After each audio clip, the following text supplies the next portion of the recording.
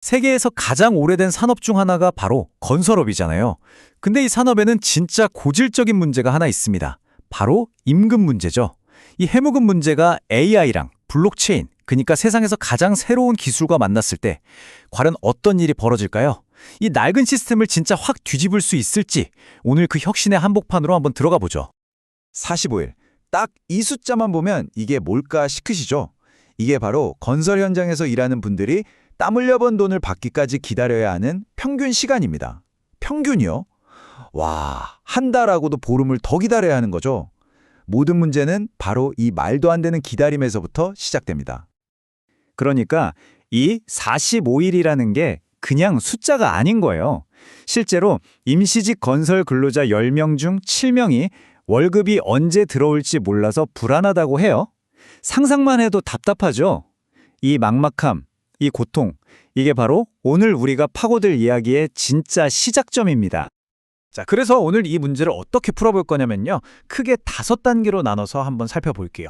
먼저 건설업이 안고 있는 이 10조 달러짜리 문제가 뭔지 보고 그 다음에 이걸 풀기 위한 2가지 기술적인 해법을 알아볼 겁니다.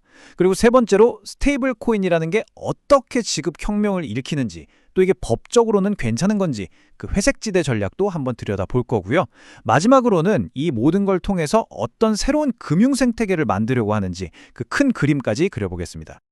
네, 그럼 첫 번째 이야기, 건설업의 10조 달러짜리 문제부터 시작해보죠. 전 세계적으로 정말 어마어마한 돈이 오가는 거대 산업인데 그 이면에는 어떤 고통이 숨어 있을까요? 문제의 핵심은 바로 이겁니다. 이 복잡한 지급 구조요. 돈이 발주처에서 나와서 맨 끝에 있는 근로자 손에 들어가기까지 보이시죠? 최소 4단계를 거쳐야 해요. 근데 각 단계를 지날 때마다 서류 처리하고 승인받고 또 중간에서 수수료도 떼가죠.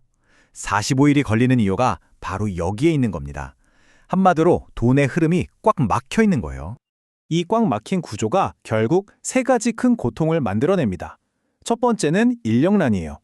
월급이 제때 안 나오니까 젊은 사람들이 건설 현장에 오려고 하질 않죠. 그러니 현장은 점점 고령화되는 거고요. 두 번째는 아까 계속 얘기했던 지급 지연 문제. 구조가 워낙 복잡하다 보니까 돈이 중간에 어디서 멈춰 있는지, 누가 받았는지조차 알기 어려워요.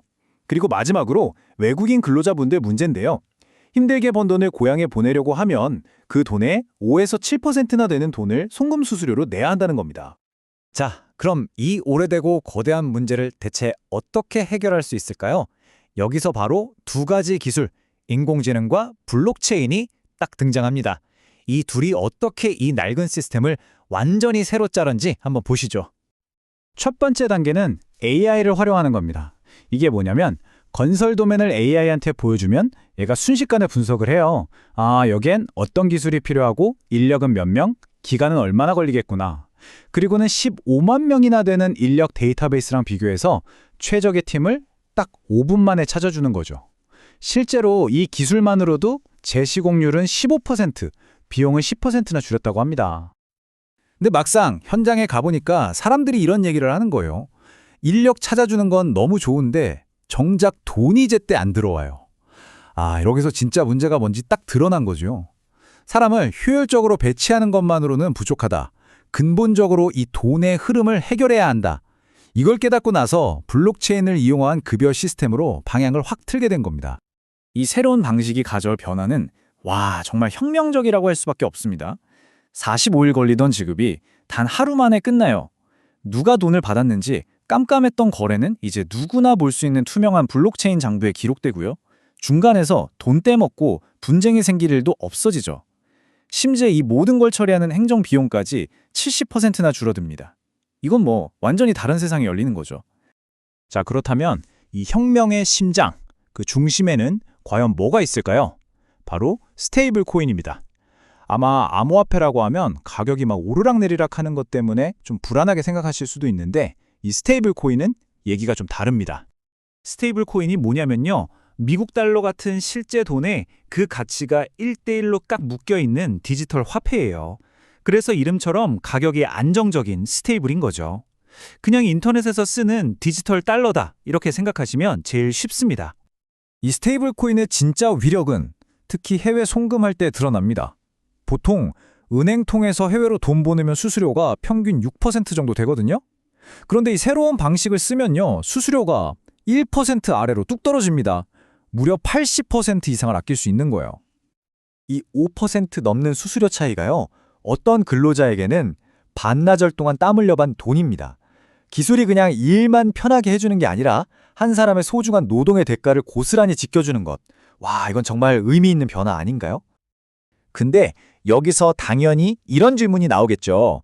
잠깐만요. 그거 법적으로 문제 없는 건가요? 네, 맞습니다. 사실 월급을 암호화폐로 주는 건 우리나라 법으로는 안 돼요.